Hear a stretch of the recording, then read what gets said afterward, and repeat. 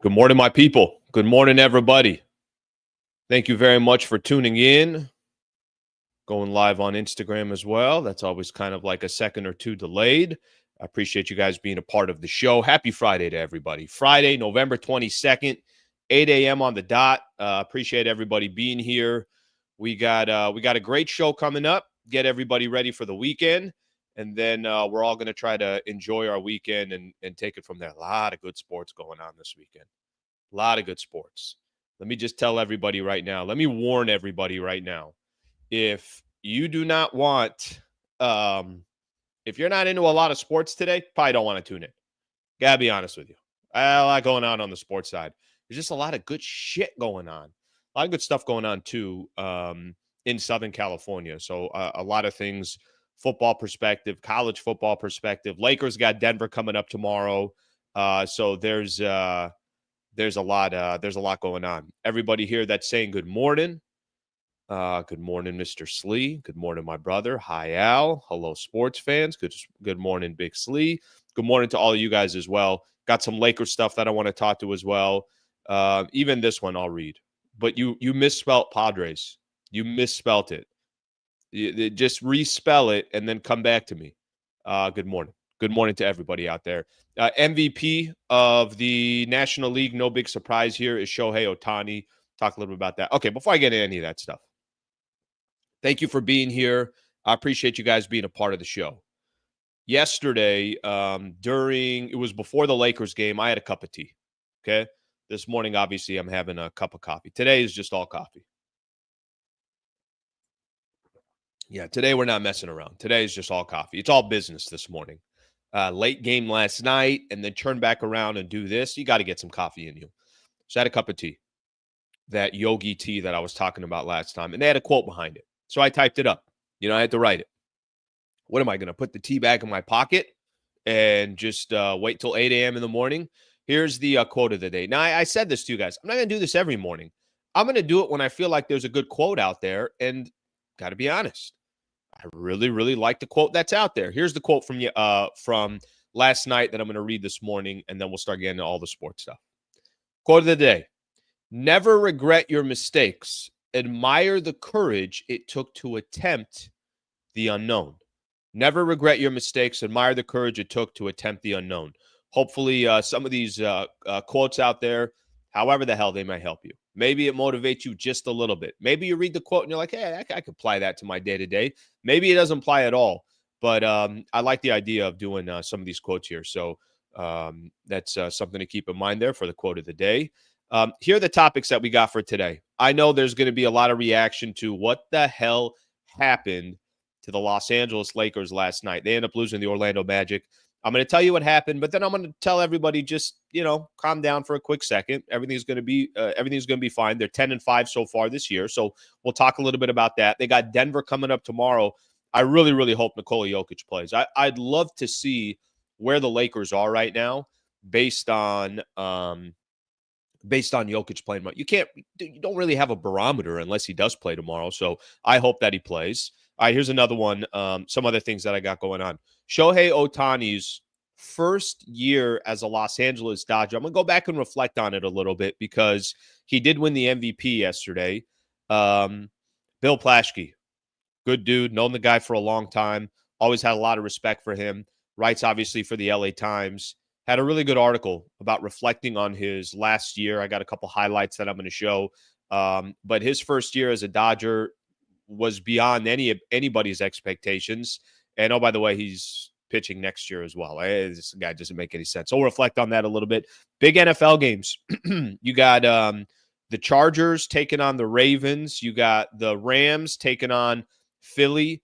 So really good game in the AFC, really good game in the NFC. I got my Baltimore Ravens jersey coming in right now. I'm gonna start rocking Lamar Jackson all weekend.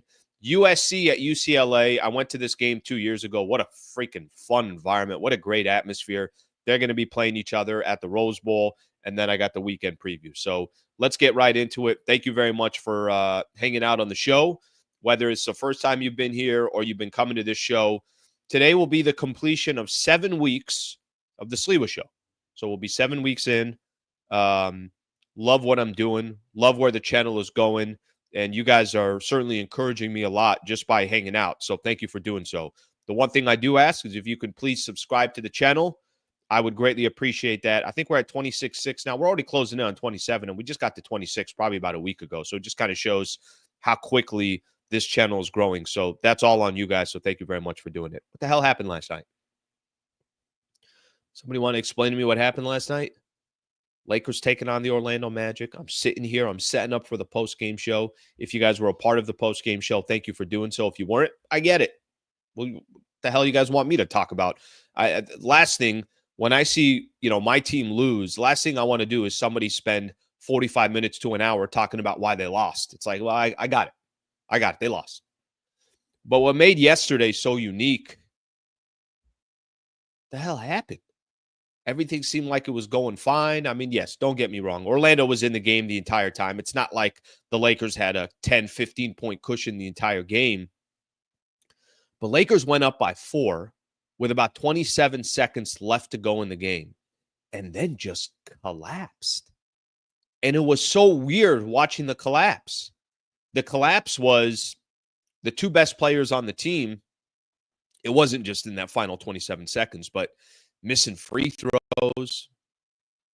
Now, all of a sudden, Austin Reaves missed a couple free throws, got a technical foul at a stage in the game where certainly that free throw mattered.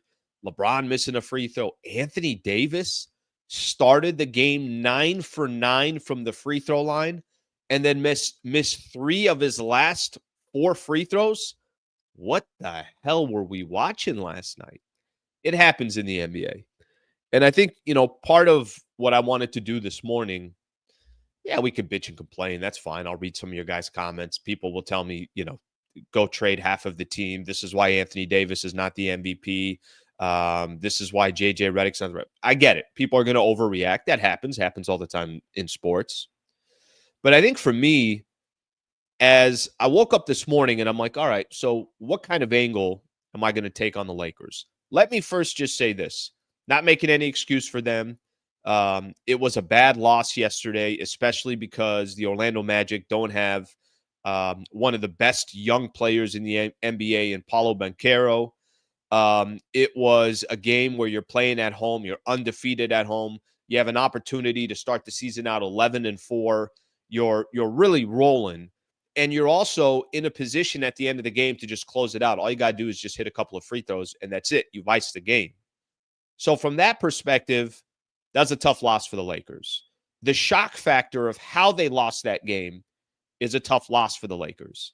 I think all those reasons, when you reflect back on yesterday's game, you're kind of asking yourself, I don't know what the hell just happened, but the Lakers got served an L, and everyone walked away kind of scratching their head as, how did that just, what the hell just happened here in this last minute and a half, 2 minutes, or whatever the case is?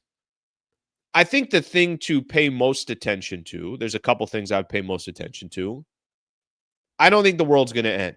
It's not like the Lakers, hey, it's a lack of effort. It's not like the Lakers, they didn't have enough talent to win the game. It's not like the Lakers, I saw somebody in the chats already put, it was a lack of concentration, or maybe they thought they already won the game, or maybe just Anthony Davis just missed 2 free throws. He shot 10 of 13 from the free throw line the entire game. So 10 of 13 from the free throw line, that's not bad. He started out 9 for 9. The problem is all you're going to remember is he missed 3 of his last 4 free throw attempts right at the end of the game. That cost them the game. They went 3 of 9 from the free throw line in the fourth quarter.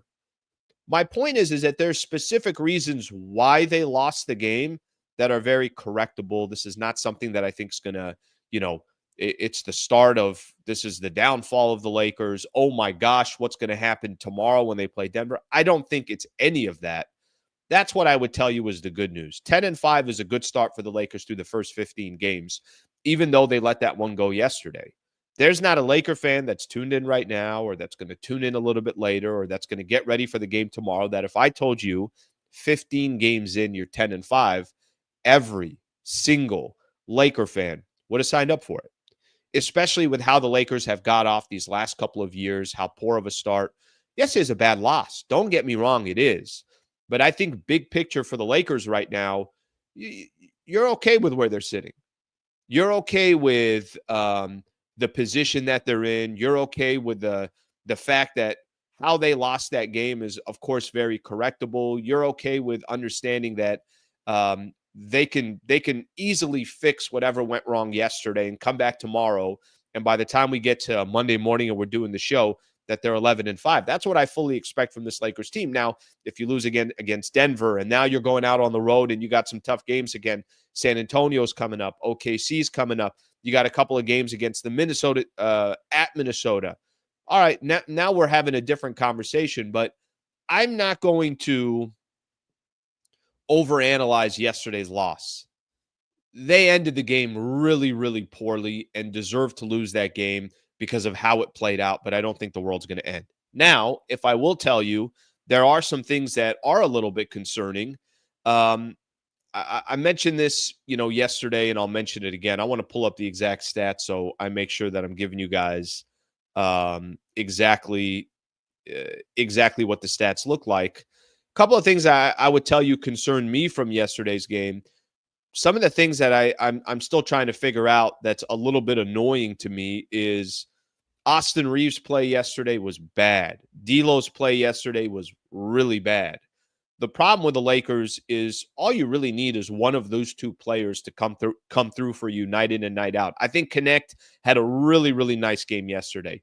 Didn't force anything, had 17 points, but it's the Austin Reaves D'Lo that, hey, those two guys, between those two players, especially now that both those guys, there's a little bit less pressure on them because Dalton Connect is he's finding his groove early in the season, even as a rookie. Both of those guys can't have terrible games. They shot 6 of 22 from the field, both of those guys combined. That's less than 30%. Did that math right in my head? It might be around 30%.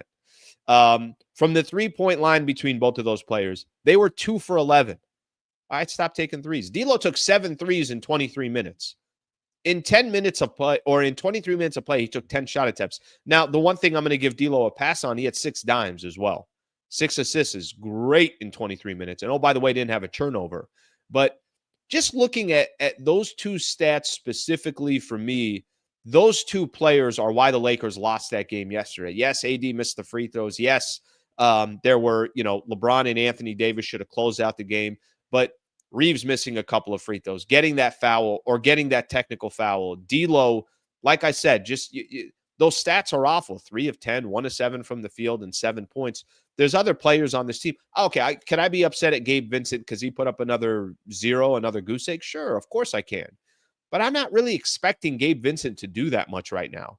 Can I look at Max Christie and say, yeah, Max Christie's got to do more? No, it's Austin Reaves and D'Lo that are the two players that got to do more. So overall, I don't think the world's going to end on this Lakers loss. I really don't. But I also understand, Laker fans out there that are frustrated. But I would move my frustration more towards those two players that I just talked about, rather than some of the other guys that we've looked at, or just looking at Anthony Davis and saying, I was reading some of the comments yesterday in the postgame. While I'm doing the postgame, as you guys can imagine, a lot of comments coming in, people coming in and out. It's not the same audience as it is for the Sliwa show. There's some people that primarily just tune into me. They're basically just using me for my Lakers content.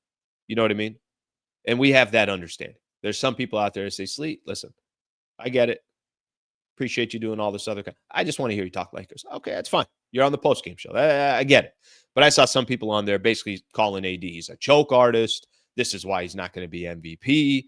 I mean, you guys heard me yesterday. Remember, I was doing the Ringer had their rankings.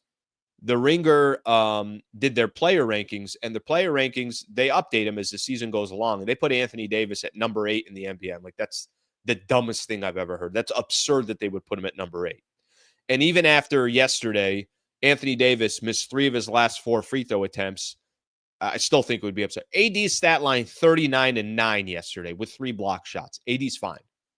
He missed a couple of free throws. He needs to hit those free throws. But it would also help if he gets a little bit of help from that backcourt. It would also help a little bit that Austin Reaves and D'Angelo Russell do some of the heavy lifting as well. They don't have to do the heavy lifting. Just lift something. It's like those guys, you ever got a U-Haul filled with stuff, and you got some of your buddies, and everybody's helping you move. And there's one guy that's not lifting anything. I'm like, what? Every time it's like something heavy, he goes off and is like, well, I just got to send a quick text or a call. Why are you here then? That was kind of D'Lo and Austin Reaves yesterday. No heavy lifting at all. All right, let's look at some of your comments here, and then we'll keep this going. And I'm going to talk real quick about the game coming up against Denver tomorrow. AR, by the way, I'm going to just throw something here at AR. You're consistent here. You're here, and you're always throwing out super chats. Very, very much appreciated. Thank you for doing so. Thank you very much for doing so. Good morning, Slee. We need new players. Untouchable are AD, DK, and LBJ. The rest shop around. We cannot be the bottom of the league every year. You guys remember this? The last week and a half, 2 weeks, everybody's been talking about Dalton Connect, right? He's taken over the conversation around the NBA, certainly taken over the conversation within the Lakers community. And all these conversations that we've had about him, I remember somebody saying that, Lakers are going to trade him. Dalton Connect's not going anywhere. Trust me on that. That man is not going anywhere. I actually don't think Austin Reaves is going to go anywhere either. I think there's a good chance that Reaves isn't going anywhere. A team-friendly contract. He's like $11-12 million a year. They have him for a number of years, so I don't think he's going anywhere anyways.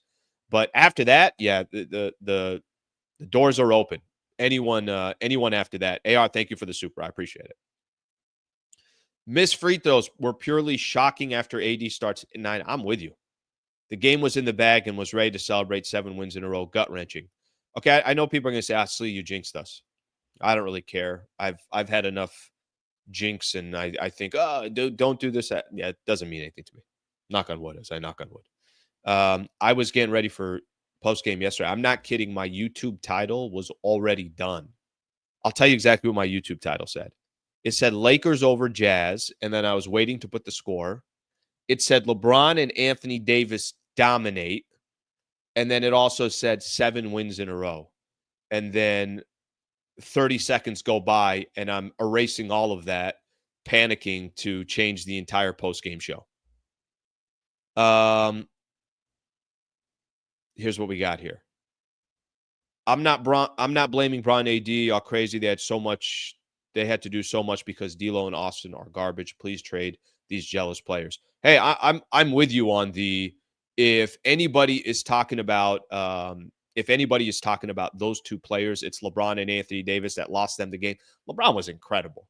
Come on, that fourth quarter, hits a couple of threes, getting to the basket, that rebound that he got, and that full court pass that he threw to Anthony Davis on a dime. Who is this guy? Is he freaking Patrick Mahomes out there? Whatever it was, those two players were incredible. You have to hit your free throws. You have to. I think everybody, understands that, and I think people are always going to talk about that. But I wasn't too worried about it. All right, let me get a couple more comments here. I want to talk about the game tomorrow against the Denver Nuggets. AD is playing like a beast. Yeah, I don't want to hear anybody bitching and complaining about AD. If you want to bitch and complain about AD, just say this. Hit your free throws at the end of the game. Because that was it. There literally is nothing else to talk about with Anthony Davis. Listen, I'm just saying, I don't think during the timeouts, Rui gave enough high fives. That's all I'm saying. If Rui pulled Austin Reaves and D'Lo to the side. I blame yesterday's loss on Rui. If that's where you guys want me to go with this, that one's on Rui. That one's on Rui right there. All right, let me get one more of these supers in, and then we'll talk about the Denver Nuggets game tomorrow. Both D'Lo and Reaves were gone, and better defenders were in their place. Plus, only D4 was the weak link on the starting 5. Lakers are true contenders. Well, if you're asking me to kind of pick between the two players, which of these two players would you rather get rid of? I'd rather hold on to Austin Reaves, and if I'm shopping one of these guys, I'd rather shop D'Lo before I'm shopping any of these other players. So what I mean by that is D'Lo expiring contract. I do think there are going to be some teams that are interested in him for that. But if you're saying which of the two players would you rather shop, D'Lo or Austin Reaves, I'm shopping D'Lo before I'm shopping Austin Reaves. All right, tomorrow Lakers got the Nuggets. Denver coming to town. Now, this is I kind of want to. The only thing I want to do on this, because the game's on a Saturday, and then on Monday we could talk about obviously what ended up happening, where the Lakers, all that other stuff. But The one thing I will say, about that matchup against Denver, I have no idea. I know the Nuggets have a game tonight. They're hosting the Dallas Mavericks. When that game is done, they are then traveling to Los Angeles to take on the Lakers. Yesterday, when I looked it up, and it still says the same, Nikola Jokic questionable for Friday's game against the Dallas Mavericks. I have no idea. Jokic has been out now for a few games for personal reasons. Jokic is the best player in the world right now. I saw his stats. His stats are absurd. Look at Jokic's stats so far this year. I went to actually let me share this, just how absurd Jokic's stats are so far this season. I'm going to share this with everybody because I don't see this very often. Go to ESPN. Here are the stats for Jokic. Team leaders is up here. This is basically your team. All the stats for every category for your team. Jokic is the leader of every team stat that's on here. Not Jamal Murray, not Michael Porter Jr., not Aaron Gordon, not, any of these other guys. Even a guy like DeAndre Jordan, yeah, he's going to have the most rebounds or what. Nobody's even close to Jokic. Look at Jokic's numbers. 29.7, 13.7, 11.7, 1.7 steals, and a block a game. The guy is averaging a triple-double. He's the best player in the world, period. He's the best player in the world. He may not be playing tomorrow. He may not be playing tonight against the Dallas Mavericks because of these personal reasons. How absurd are those stats? Just absolutely absurd what Nikola Jokic is and what he's doing in the NBA. That guy he's special to watch. Let's just put it that way. But I'm going to go back to what I'm really, really hoping for tomorrow's game. And I know a lot of people are going to say, hey, you know what? If Jokic doesn't play, of course, that should be a W for the Lakers. Absolutely. I really want to see Jokic play. I think the Lakers are at a stage right now where they clearly got off to a good start. You have a little bit of an idea what kind of team they are. They're 10-5. They're top 4 in the Western Conference. Anthony Davis is still, is one of the best players in the league. LeBron is still playing some great ball. Dalton Connect is coming out of nowhere, and he's been fantastic. I think we have a good idea what this Lakers team is. I think we all kind of have a good understanding what it is. They'll get better when Rui's in the lineup because now they got more depth and more options. They'll get better when Vandal comes back because now they have another defender that they can throw at guys like Anthony Edwards or Luka or Steph or whoever they're playing in the Western Conference. They're going to get better.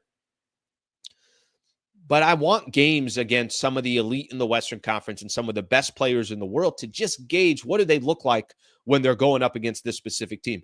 Look, Lakers got something personal against Denver. By the way, I'm going to be there tomorrow, so I'm really looking forward to being at that game. And then I'm going to do post-game from the arena, so that's going to be great right there. Again, another chance to catch another Lakers game and cover the team. But I'm going to go back to what I was just saying. I need barometers. The Lakers should have something personal against Denver. Why? They should have something personal because they've lost 8 of their last 9 games in the most important time of the year, which is the playoffs against the Denver Nuggets. They got swept a year and a half ago or 2 years ago, whenever that was. Year and a half ago. They got swept or they lost in 5 games last season to the Denver Nuggets. And I don't care. All those people that sit back and say, but every game was close. You lost. Yeah, but in the fourth quarter, they were in it. You lost. Yeah, but they had a 18, 20-point lead. You lost. There's nothing to talk about. I want games, especially against the Denver Nuggets in the regular season with everybody healthy for Denver. Where are the Lakers? Where are they in the West? What's that barometer look like? A little bit later in the season, you get a chance to play OKC. You get to see the Golden State Warriors. You get to see Minnesota again. You get to see some of these Dallas, these upper echelon teams. I want to see how the Lakers are against these teams. So I hope, first off, I hope Jokic is all good if he's out with personal reasons. And then I hope Jokic is in the lineup tomorrow so we could see what the Lakers look like specifically against Denver. All right, let's take a look at some of these, a few more of these comments here, and then we'll start switching gears. There's still so much more to talk about. It's one of the greatest things at crypto. I mean, he waves every time. It's a beautiful thing. All right, let's see what else we got here. Sleep, what about Shohei and Dodgers? Best Dodgers talk on radio and or digital. Eddie, I appreciate you saying that. It kills me to talk about them. Now, that's when I got to put my professional hat on.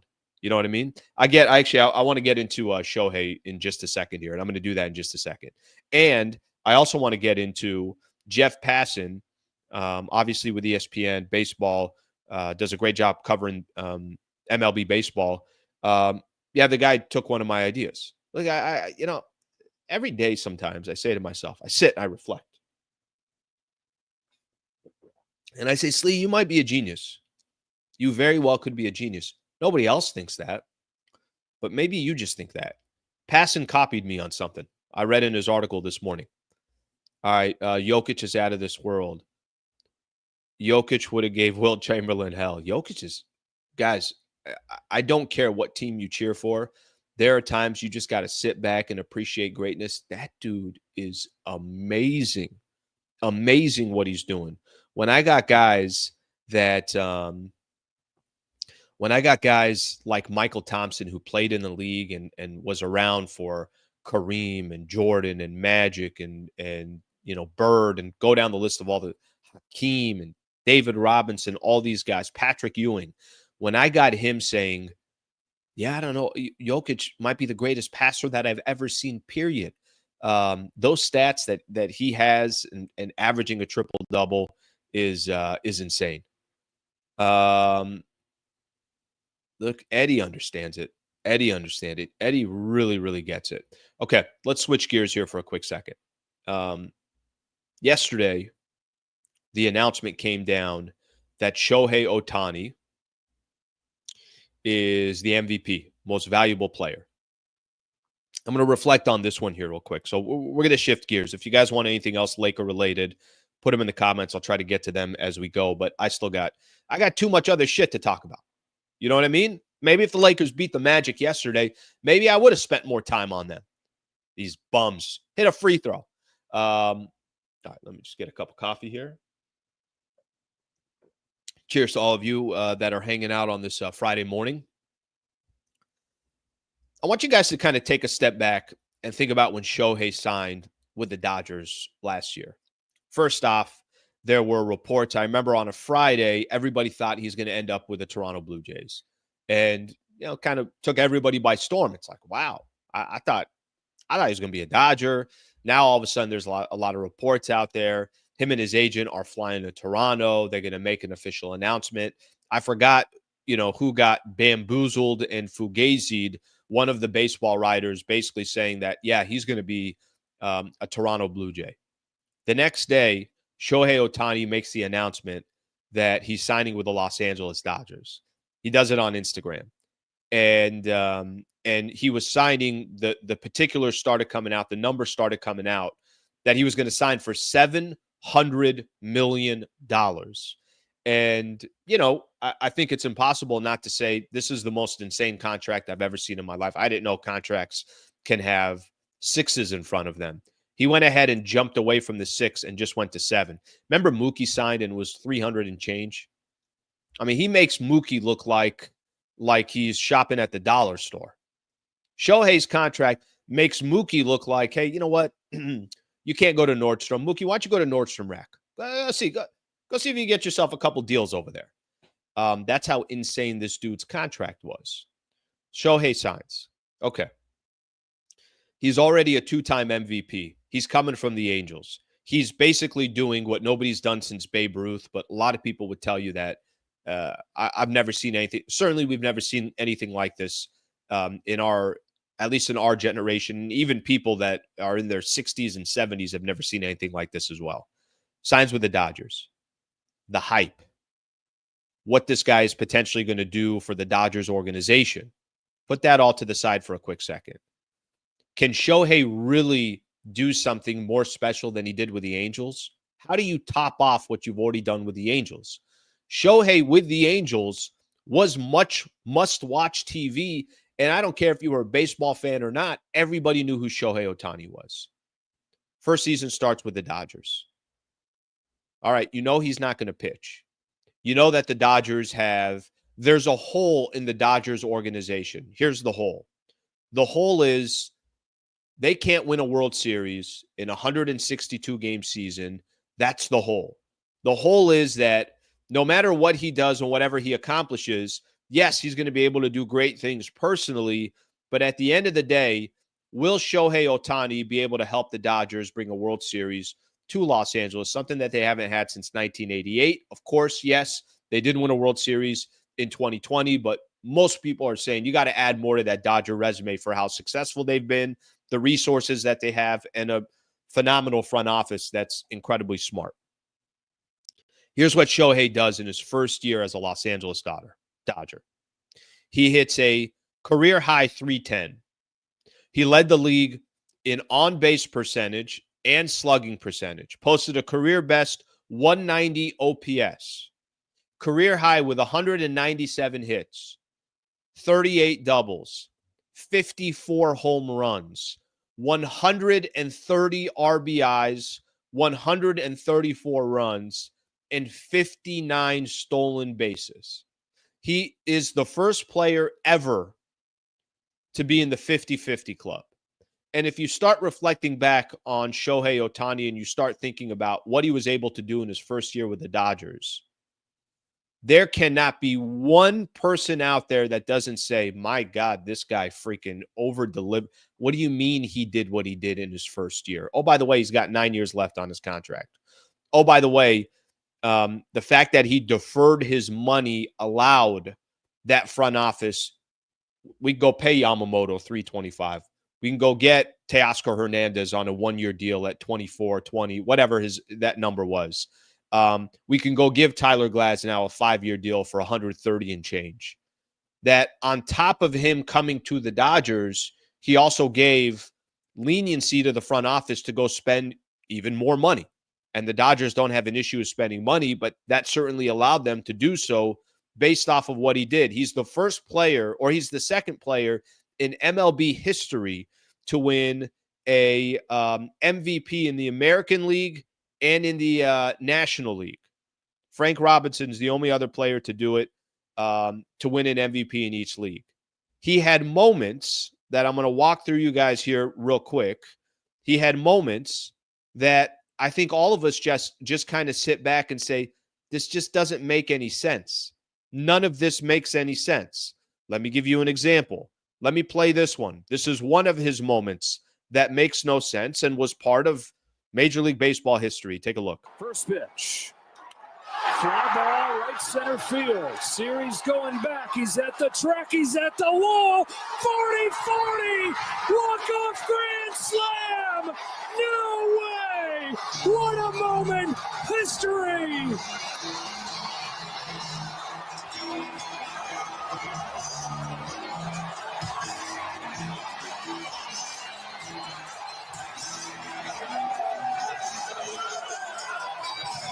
So Shohei, to get to the 40-40 club, didn't just get in the 40-40 club just in a just kind of random, hey, you know what, let me just get a solo home run in a 8-5 game where the game is already decided. No, that wasn't good enough for Shohei Ohtani. What Shohei decided to do is let me give off a walk-off grand slam to get to 40-40. Okay. In one of the more historic games we've ever seen, how did he get to 50-50? 1-2. Ohtani sends one in the air. The other way. Back it goes. Gone! One of a kind player. One of a kind season. Shohei Ohtani starts the 50-50 club.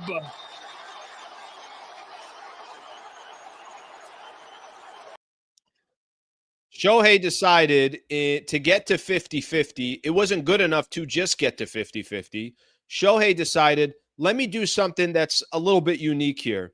Let me, in a game against the Miami Marlins, not just get to 50-50, but let me find some type of way to go 6 for 6 in a game and have 10 RBIs and 3 home runs. I mean, just... guys, sometimes you do have to take a second and go back and just try to understand and figure out the type of season that he just had. I mentioned this a little bit earlier. He had a really, really good Bill Plaschke had a really, really good article that was out there in the LA Times that kind of just talks about everything that happened, how he got to what he did, what he ended up doing in his first year, all that stuff. So you guys can go and you can read that article. But this guy didn't just do things. This guy did things that have really never been done before. So I think it's important, whether you're a Dodger fan, you're not a Dodger fan, just reflecting on one of the greatest seasons we've ever seen in Major League Baseball history. And it was all on Shohei. And oh, by the way, what was in his first game in the playoffs, he hits the 3-run homer. Dodgers end up winning that first game against the Padres. I actually thought that game was the decisive game. I really do. I think Padres win that game. They maybe win that series. They got off to a 3-0 lead. He ties the game at 3 apiece. The injury that he had in the World Series against the Yankees, remember, that was in game 2, and he stayed in the lineup, played the entire time. Just an incredible season for Shohei Ohtani. And whatever you thought it was he was going to do and he was going to accomplish, he shattered those expectations, shattered them. There's no other way to put it. He shattered whatever expectations I had for Shohei Ohtani. He shattered them. He was must-watch TV every time you went out to a game. By the way, that $700 million contract, it sounds like a bargain at this point. I know. What are you going to do with it's just money, but $700 million literally sounds like a bargain. I think specifically to the big market teams, right? If you went to the Dodgers, you went to the Yankees, went to the Mets, something like that, it's a bargain for those teams. And next year he's going to be pitching again. So pretty incredible stuff. He does win MVP. I could have came on here and just said, hey, he won MVP and called it a day. But I think there is something about reflecting on what he was able to accomplish. And we may never see that type of a season again. And next year, the plan is that he's going to be on the mound again. So I don't know. Is that a good thing for the rest of Major League Baseball, that his numbers will just naturally go down because he's also going to be on the mound? I'm not sure, but pretty crazy what he was able to accomplish. All right, let's take a look at some of the comments here and go from there. Every person in the stadium has their cameras turned on Shohei when he comes to bat. Always amazing, except me. I put my hands on my head and I cover my eyes and I leave like one eye opened. You know what I'm saying? Let me say this. I want to go back to one thing here. Oh, this was the article Plaschke had, and I'll put this on the description here of a link to the article. Plaschke's article was not just most valuable player ever, obviously talking about MVP and everything else. He said Shohei Ohtani wins MVP with best season in LA sports history. And he kind of went in, go look at Kareem, go look at Magic, go look at Shaq, go look at Fernando. I think he was like reflecting on different players that have had unbelievable years in LA. Some of you will have a longer history, obviously, than I would in Los Angeles growing up in San Diego. But I don't know if I've ever seen anything like it, and we may never see anything like it again. Let's look at a couple more of these comments here. Slee, just wait till he starts to pitch. Yeah, I don't know what to tell you. I really don't. It's just think about your comment of what you're putting there. A dude who led the league in all these offensive stats, had the first 50-50, shattered 50-50, 54 and 59, also pitches. It just doesn't make any sense. None of this, if I give you an NFL comp, it's a quarterback on one side, and then he's also the best defensive lineman that leads the league in sacks as well. What do you mean the quarterback, when he's done throwing for 5 touchdowns, also goes on the defensive side and is sacking the other team's quarterback, or is playing free safety and has, breaks a record for most safe or most interceptions? It doesn't add up. None of it makes sense. It really, truly, none of it makes any sense. Wes Roberts, new to this channel. Love it. Wes, thank you, brother. Thank you for coming on. Welcome. I still got to come up with a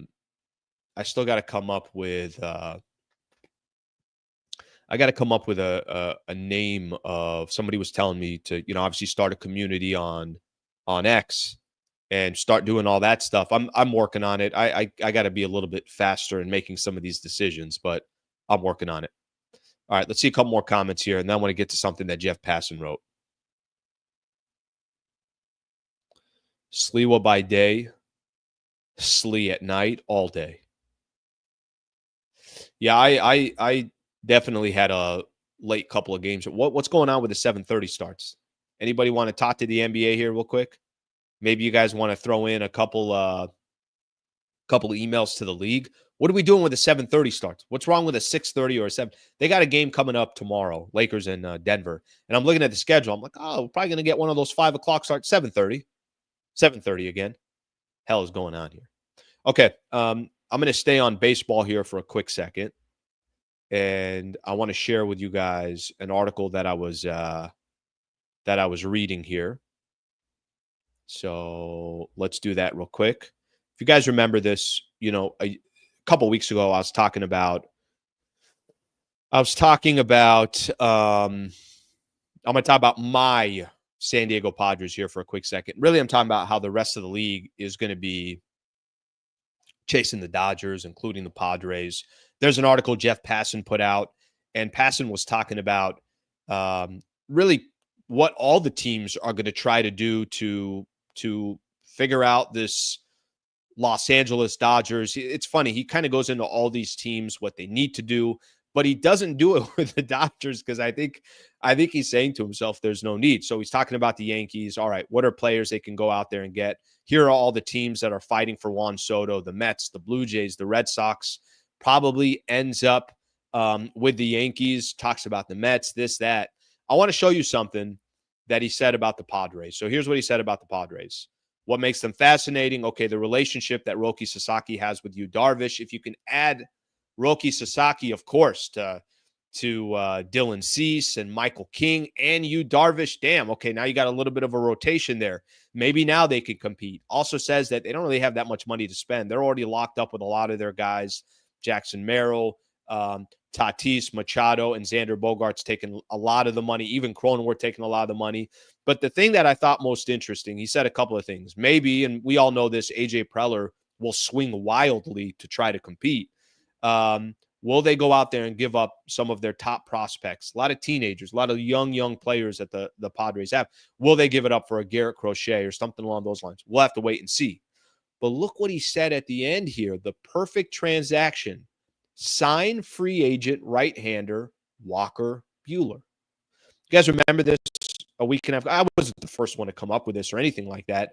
But I thought, hey, if the Dodgers are nickeling and diming Walker Buehler, or maybe Walker Buehler says to himself, all right, is there anything left to accomplish in LA, or should I just go try to get my bag somewhere else, or go try to get my 1-2 World Series? Look how great he's been. Who would have thought he was going to come in? What was it, the final 10, 11 innings that he had in the playoffs? Didn't give up a run. Closed out the 2024. He literally came in out the pen and closed out, got the final 3 outs, and Dodgers won. It was Walker Buehler on the mound. What's left for him to accomplish?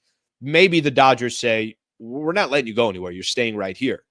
Maybe they don't. Maybe they say, listen, go check the market. If the market is giving you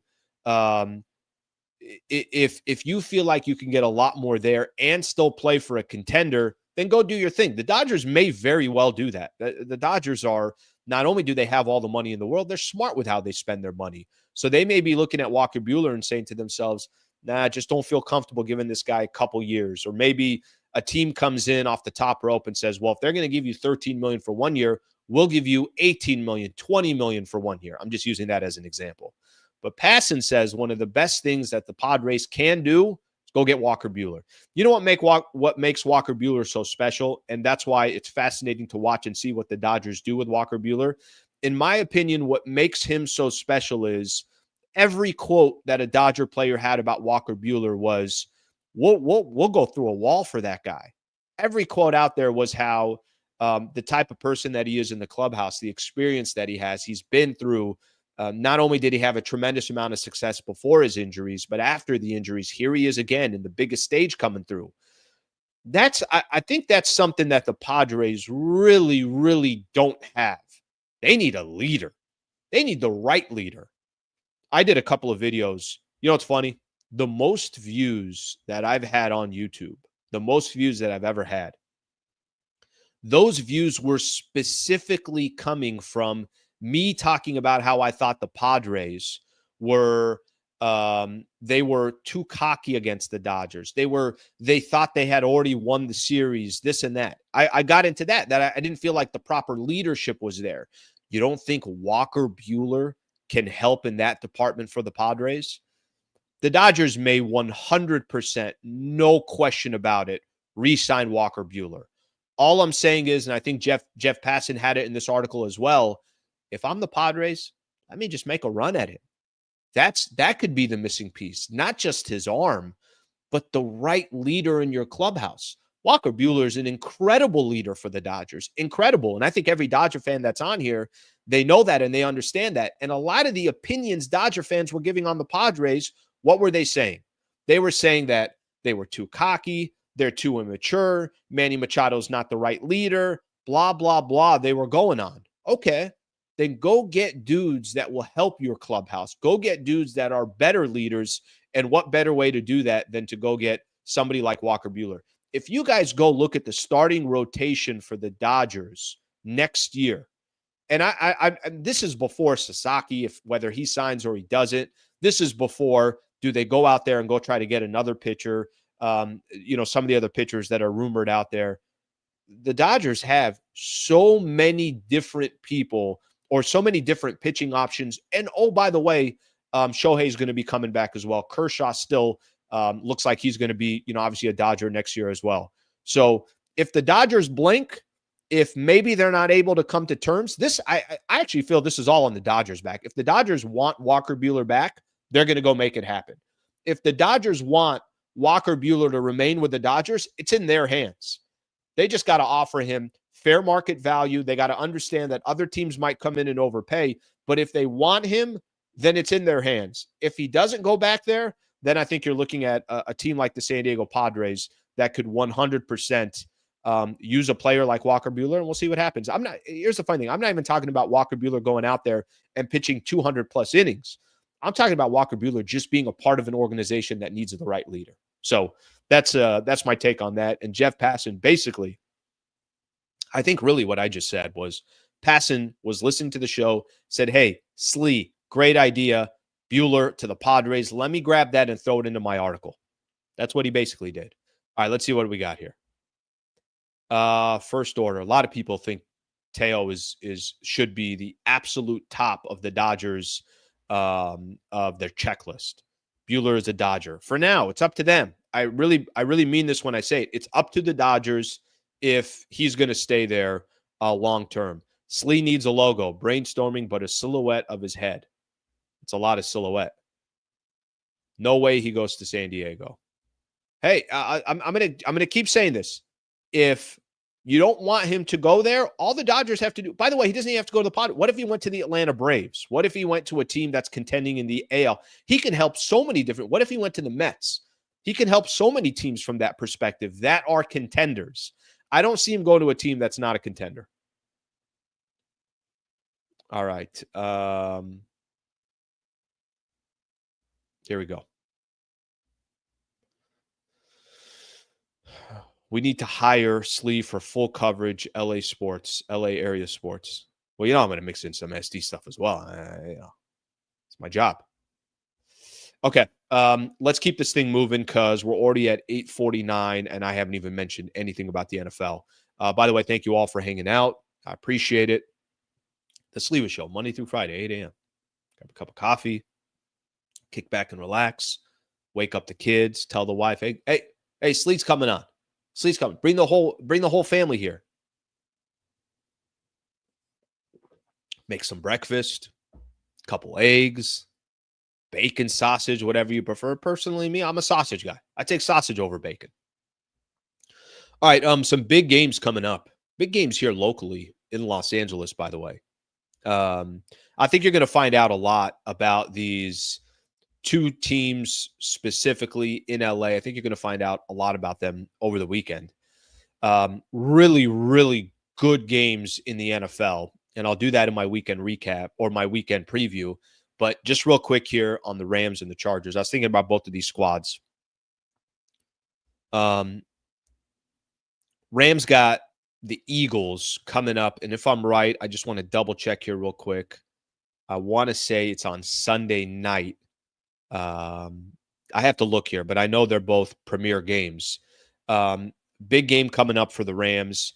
They're taking on the Philadelphia Eagles. Big game coming up for the Chargers. The Harbaugh brothers, as far as coaching goes, are going to face each other. It's the Chargers taking on the Baltimore Ravens. So big games coming up for both of these squads.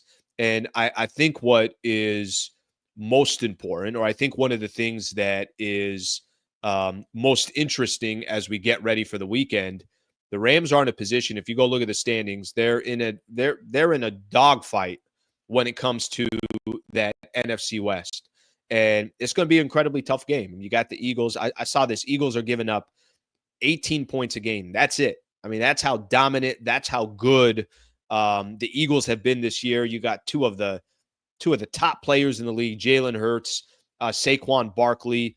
Tough game. Everything that I've seen. So Eagles and Rams are 5:20 on NBC on Sunday night, and then the Ravens and the Chargers are going to be the Monday night game. So two badass games coming up to kind of close out the week.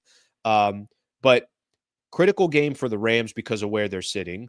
I think the Chargers, to be honest with you, sitting at 7-3, they're in a great spot. I mean, even if they lose the game, both teams are going to be underdogs, by the way. So by the time we get to the game on Sunday night, Eagles are going to be the favorite to win that game, and Ravens are going to be the favorite to beat. They're coming off a loss. They lost that game against Pittsburgh. Was it 18-16, something along, just an ugly game. And both of those teams are going to be underdogs. But I feel like the Chargers have a little bit more breathing room than the Rams. Rams, you can't afford, if you lose this game and now you're 5-6. And I know the NFC West is completely stacked up. Nobody's running away with it. Completely understand that. But if the Rams, and I don't expect them to win on Sunday night, I just don't. I think Philly's a better team, and I think they'll show it. But if are Rams coming off? No, Philly's. I don't expect them to win the game, but if they did, that's kind of a defining moment for the Rams. It's a big game. Listen, anytime you got Sean McVay and Matthew Stafford, they could beat anybody. You got one of the elite quarterbacks in the league. You got, in my opinion, it's a tough argument to make that Sean McVay is not the best head coach in the league. There's a short list. Let's leave it that way. But what the Chargers did last week for themselves by winning that one specific game, at the end against the Bengals, I think that was a Sunday night game, I think it was. They almost choked away that game. McPherson, the kicker for the Bengals, you hit a couple of field goals. Chargers do choke away that game, but they didn't. They won. They're 7-3. So they have a little bit margin for error here. They're not going to win the division because the Kansas City Chiefs are in the spot that they're in. But if you're just looking at getting into the playoffs, I think this game is more important for the Rams than it is the Chargers. But the two marquee games and two teams that are obviously in LA that are both in a position to make the playoffs. So that's what I think makes it most interesting. That, in my opinion, as you kind of look at this weekend and you look at some of the matchups out there, critical game for both teams, but the Chargers they got a little bit of a cushion. At the end of the day, I think both games are going to be fun to watch. I'm looking forward to it. Okay, let me just actually stick here with the NFL because I'm already on the NFL. What are the other games? I was looking at what some of the other games that they got coming up. Niners at the Packers. Okay, a little bit of an interesting game. I don't mind watching that one. There really aren't too many good matchups that are out there. The other games, I think we're all, Niners, Packers, Cardinals at Seahawks. So a lot can be riding on the NFC West in these games because all these teams, I think Seahawks, okay, they beat the Cardinals. Now they're 6-5. The NFC West is so bunched together. So still a lot of tough matchups, a lot kind of riding on how some of these teams finish off, even if you're a Rams fan, kind of the curiosity of what the rest of the league is going to look like or the rest of the division is going to look like and how some of those teams shape up. Okay, let's do some weekend recap here or weekend preview here. Anybody else into college football the way I am right now? I got so roped into college football. The Rams will lose to the Eagles, the Cardinals, and the Bills. Well, then that's your season, by the way. If they lose those three games, they're not making the playoffs, and that's that. They're going to have to beat the Cardinals, and then Eagles, Bills are going to be tough. Can they find a game, one of those two games to win? If they win two of those three, they'll make the playoffs. Rams and Chargers win this week. I don't think so. I think they're 0 for. I think they go 0 for 2 there. Turkey, bacon, and gluten-free something for me. I'm okay with that. I'm okay with that. I got no issues with that. All right, college football. Not beating Buffalo. Yeah, Buffalo's legit too. How about the playoff game, Broncos, Raiders? Absolutely. Such a good game. Such a good game. So excited about that. College football. All right, here's what we got in college football going on. And I'll talk USC, UCLA, and then we're going to call it a weekend. Solid week by everybody. By the way, solid week. I want you guys walking around with your chest out and just say, you know what, guys, we had a good week this week. You know? Slee and the crew. Everybody had a good week this week. College football, number 5, Indiana at number 2, Ohio State. Oh, my gosh. By the way, Ohio State is the best college football team. If you said pick one team right now that's going to win it all, I'm going Ohio State. I'm going Ohio State. Number 5, Indiana against Ohio State. Badass matchup.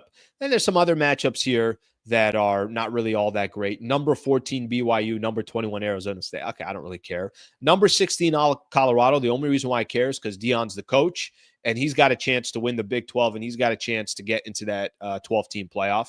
Number 19, Army at number 6, Notre Dame. And then the only other game that I think we're looking forward to is USC at UCLA.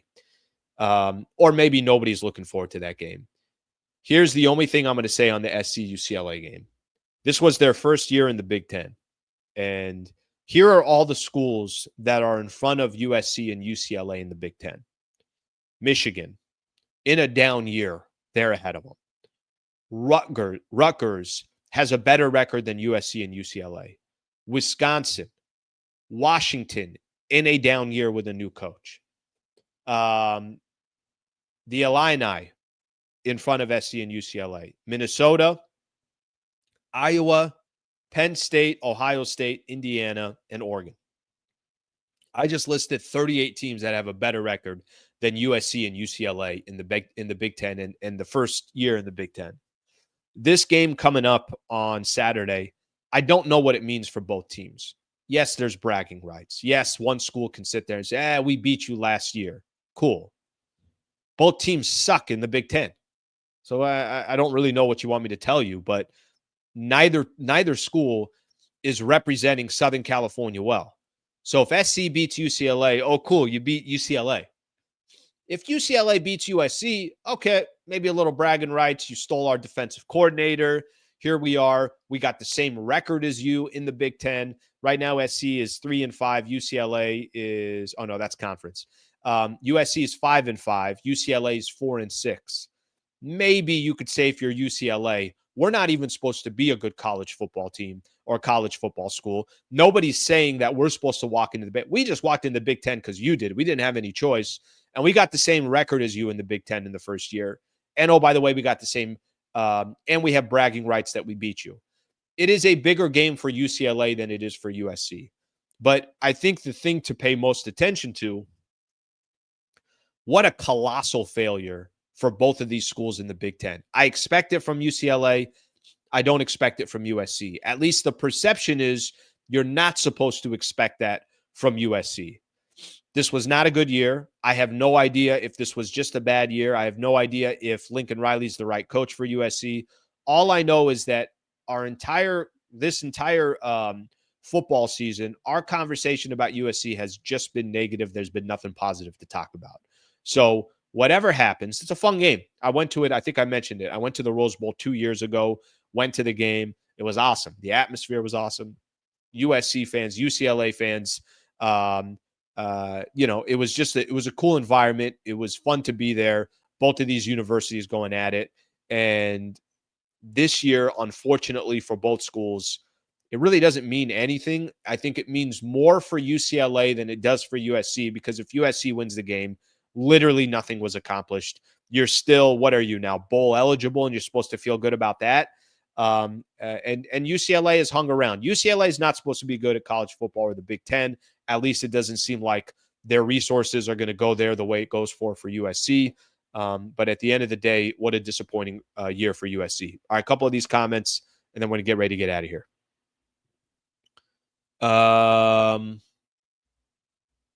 Need UCLA to win so Dad can get free wings, okay? Leaving USC or leaving the Pac-12 was a huge mistake by USC. I don't know yet. I would like to make an argument that USC should have stayed there and had really USC and Oregon and Washington and UCLA, all these schools should have stayed there, and they should have added to the conference. See if they could have got, maybe they could have pried away a Clemson. Maybe they could have pried away one of these other big football programs that's in the SEC or that's in the ACC or something like that.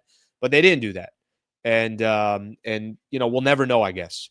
But they went where the money was. They felt like they had to, and that's it. This was expected for UCLA. Kelly left them super late. We beat USC down last year. We'll do it again this year. I just think I think there's, I don't know, just not really, unfortunately, they go to the Big Ten their first year, and all we've talked about was really negative stuff from that perspective. Okay, final thing I want to get into here real quick. NBA matchups over the weekend. Lakers and the Nuggets tomorrow.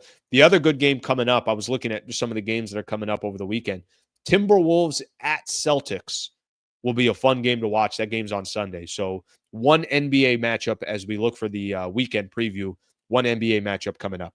All right, I'm going to close out the week here. I appreciate you guys hanging out all week.